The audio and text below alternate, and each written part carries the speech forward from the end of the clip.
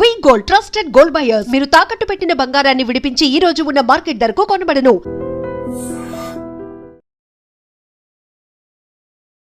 ఇప్పుడు just 10 minutes I was seeing that. Plus ఇంకా కొన్ని బస్ టికెట్స్ దొరికింది.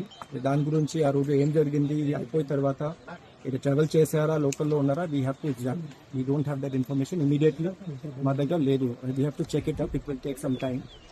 ప్లస్ ఇది జస్ట్ బాడీ పక్కన ఒక బాటిల్ కూడా ఉంది. ఈ bottle is one herbicide by name display. Display is the name, పేరు ఉంది brand name. That is about 1 liter.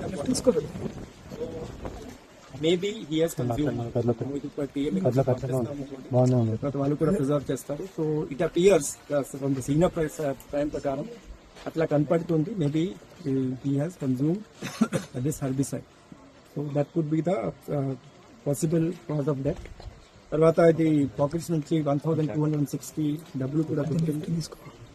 Cell phone, just we have seen, I have only noticed in this video, this phone is currently in the airplane mode. But the gallery lo నాకు ఒక just fortunate గా video దొరికింది. Video ప్రకారం made this week ఆ రోజు 4:55 ఈ video తయారు చేశారు. స్వయంకి వీడియో అతనే మాట్లాడుతున్నారు. 4:55 in the evening before the incident. This video is 2 minutes and 26 seconds video only. I will play a small portion through. It clearly says that he was fed up with all this.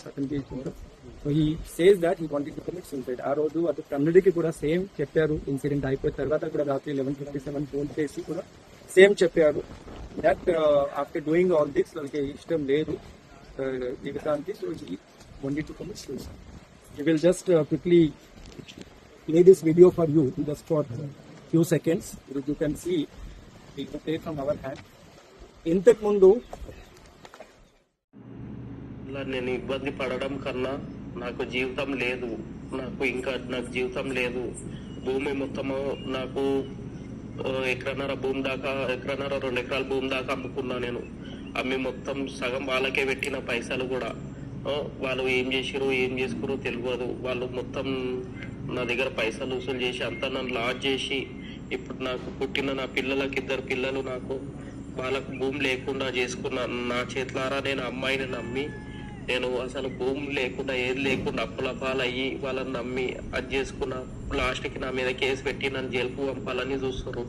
దాంతో నన్ను ఇంత మోసం చేసినందుకు అక్షయని వాళ్ళ కుటుంబంలో వాళ్ళ నాన్నమ్మని వాళ్ళ అమ్మని ఎలాగైనా నేను చంపి నేను నా కుటుంబం ఏమైనా చేసుకొని చనిపోవాలని చెప్పేసి నిర్ణయించుకున్నా. దీంట్లో నా కుటుంబంది ఎలాంటి పాత్ర లేదు. నాదొక్కటి నా సొంత నిర్ణయం నేను తీసుకొని నేను ఈరోజు నేను ఏదైనా వాళ్ళని చేసి నేను ఏమైనా చేసుకొని చనిపోవాలని నిర్ణయించుకున్నా.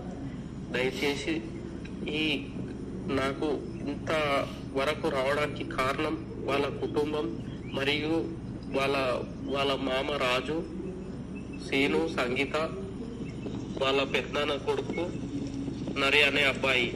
వీళ్ళు 4 కారణం. నా చావుకి వాళ్ళ చావుకి అందరికీ కారణం వీలే. కాబట్టి వీళ్ళ మీద మేము చనిపోతే వీళ్ళ మీద చర్యలు తీసుకోవాలని కోరుతున్నాను.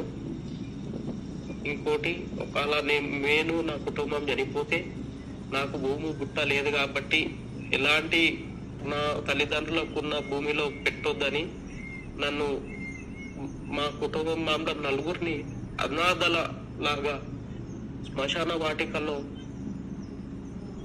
మమ్మలను కాల్ చేయాలని తెలియజేస్తున్నాను. నాకు ఎలాంటి ఫ్యామిలీ మరియు ఎవ్వరూ లేరు.